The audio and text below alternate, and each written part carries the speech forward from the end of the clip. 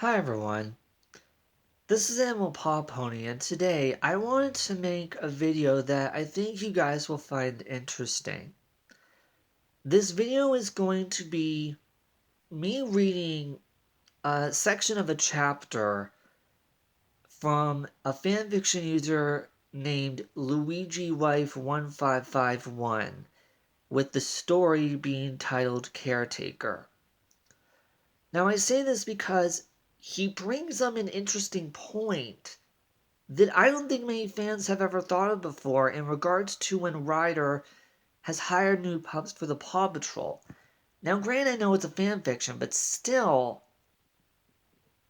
if you've read it, or at least me reading it to you, even if it's made up, you can't deny it brings an interesting perspective in regards to how Ryder decided to hire the pups for the team. And I wanted to share this because I wanted to hear what you guys think about this. Now, before I read it to you, I want to just give you guys a quick summary of what the story Caretaker is about.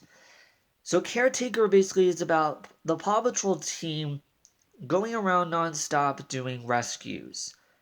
And it gets to a point where Ryder is even noticing in general, so the pups, that they've been doing so many to the point where they really haven't had much time to themselves.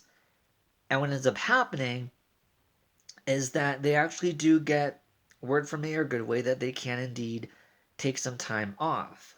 The problem is that Ryder has been pushing himself so much to the point where he actually is getting sick. And not just like a cold or the flu, it's more severe. I mean, he's even at some points in the story coughing up blood and even just coughing nonstop. Eventually, he ends up getting taken to the hospital, and he's so severely ill that he actually is put into a coma as the medicine and IVs and stuff are in his body helping him to get better. As this happens, of course, the pups are the ones in charge of not just the Paw Patrol in general, but helping out Adventure Bay, with Chase being second in command. And this causes friction between him and the other pups, especially with Marshall and Zuma, and the way that rescues are done, especially when some of them think that a certain plan might not work or they have to do a certain solution to solve the problem, but Chase disagrees, and the pups all have their special moments where things just don't go well. And while this is happening, Ryder, when he's in his coma, is having flashbacks to his earlier childhood years, where his brother Alexandra, I apologize if I got the name wrong, him spending time with his older brother, um, his brother getting into a severe accident, him passing away, the mistreatment Ryder got after his brother passed away, basically all of that, as well as learning about what the Pops have been doing, feeling sorry for them, all of that. Eventually, there's a point where Ryder does wake up from his coma. He's regaining his strength. He's getting better. And the pups even all mention that they haven't really been doing that good of a job with their rescues, that they're upset, that they don't blame Ryder for being disappointed in them, things like that. And then soon afterwards, Ryder is able to come out of the hospital, and we actually end up learning during this time why the pups are so hard on themselves in regards to how Ryder would view them, as well as taking their mission so seriously, which is because in the story it mentions an alternative version of the episode Pups Save Ryder, where in the story Caretaker, they don't make it in time, and Ryder actually falls off the cliff. He gets severely injured, and Marshall himself even mentions in the story that because he was starting out as an EMT, it was even a little bit too much for him to handle, and it was hard for all the pups to find the strength to take the situation seriously. I apologize about the shakiness of the camera, but still having it be hard for them to take the seriousness of the situation and not want to just break down crying. But still, they resolve all those issues, they get home, And there's even some chapters where Ryder is able to talk to the pups individually, especially with the last 3 chapters. The first part being with Marshall as an EMT as well as a pup, the next one being Rubble, and most recently, Ryder with Zuma. And so far, there's been 19 chapters total. And I wanted to read this section of the story most recently because, like I said, it kind of brings in a new perspective of how Ryder, might have made this decision in regards to hiring the pups on the team. And dare I say, not even just the normal 6 pups, possibly even the other ones like Tracker and Everest and Ella and Tucker. Sorry, Tuck, but still just it makes you think. Let me read that section of the chapter and you'll see what I'm talking about. Okay.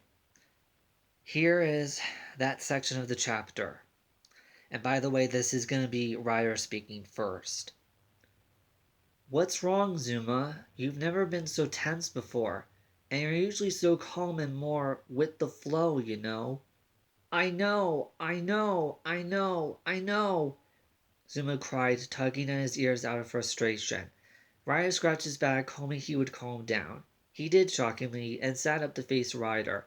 Maybe it was time he took the opportunity to talk with Ryder before he didn't get much of another chance, especially with all the craziness that just happened.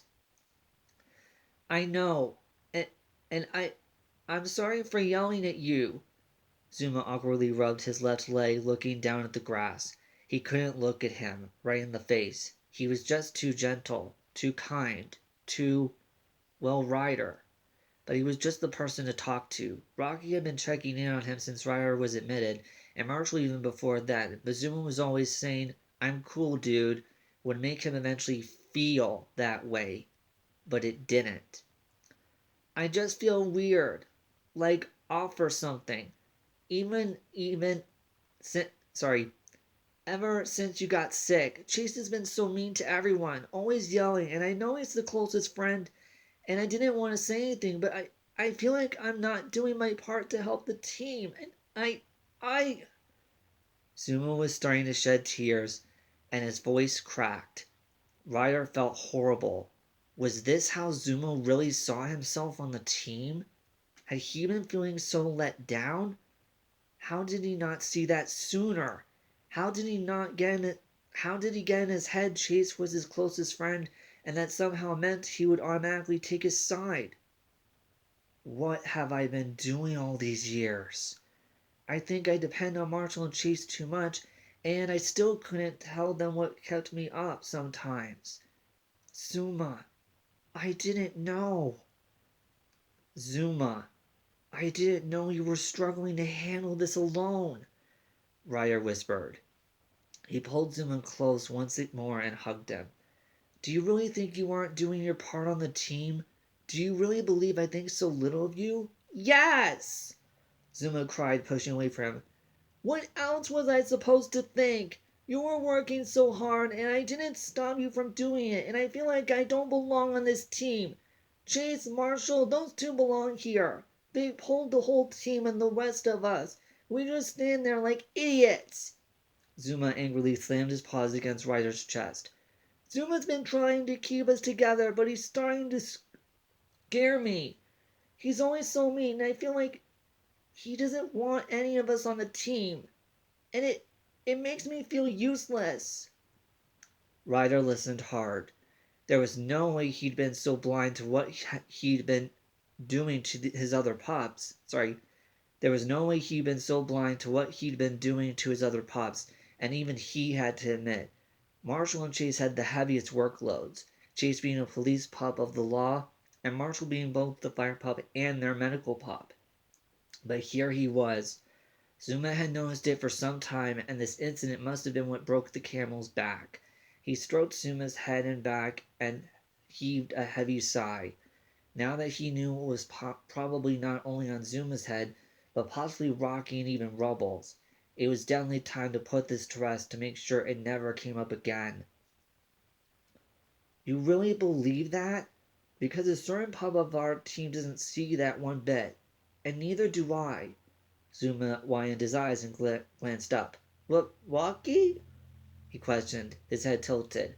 Well, of course he wouldn't. He's my best friend. But what does that have to do with this? Ryder nodded. A little bit, actually. Remember when you and Rocky first met, and you and him used to fight and argue a lot? Do you remember why? Zuma had to think about that. He'd been friends with Rocky for so long, even before he got to know the others. It felt like it was always natural. As he tapped his chin in thought, it hit him. There was a time when he and Rocky couldn't stand one another, and it was because of this clashing personalities. When he answered with that, Ryder agreed and explained his reasoning. You were always my lead back pup. Chase and Rocky used to butt heads too, but when you came in on the team, it was more like they. Sorry. It was more like they had to learn to be friends. Because of you. What? Rocky? Chase? Then Zuma paused. Well, Chase was always a very serious police pup, but what? Hold on, Zuma. So the reason they had to get along was because of your laid back personality. You naturally had this kind of energy that made others draw themselves to you. You were so easy to talk to and approach, and I think Chase was a bit jealous, and Rocky was a bit weary. Eventually, Chase realized he was wrong to judge you, but you and Rocky, it took a little bit longer to get you two to get along. Until the day I found out he was scared of the water, Zuma finished as the last bit of the memory hit him. But Ryder, I still don't get it. What does Rocky being my friend have to do with how I feel right now? I think Chase is pushing you away because you don't do as much as he and Marshall. But he's not. This I can assure you. Ryder cupped his water pup's cheeks. I love you, Zuma, just like I loved the rest of you.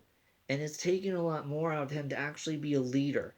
He's never had confidence in himself, not like you have. I have confidence? Zuma asked in a childlike voice. I don't feel like I do right now. I feel more like a big crybaby. Ryder smiled and nodded. Yes, you do. Even when you think you don't. You're never afraid to keep moving, and you actually inspire a lot more pups around you than you think. You honestly inspire me, Zuma, sometimes. Sorry. You honestly inspire me sometimes. Well, really? I I do? Zuma was honestly a bit taken aback.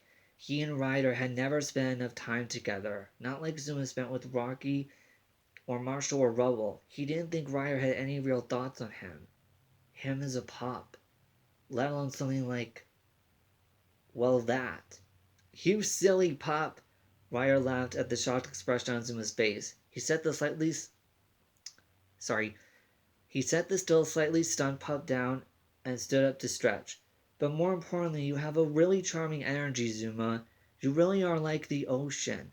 You tend to go with the flow, and maybe that's what stopped you from knocking some senses into my hard head when I overworked myself. Knowing you figured that Chase and Marshall would have forced me to slow down before it went too far, right? Yeah, I guess so. Then Zuma looked at Ryder with worry. But it's not just their job. We all messed up big time and you got really sick because of it. What if it happens again? What if you work too hard and you don't stop and I won't? Ryder knelt down in front of him. I won't, Zuma. After this, after all the thoughts I've had trapped in my head that I needed to tell you all, I know that loving what we do, loving my town and its people, it should not have come before myself. It should not have come before loving myself, loving you guys, and giving us a real vacation. Stay tuned for part 2. I'm going to discuss this even more.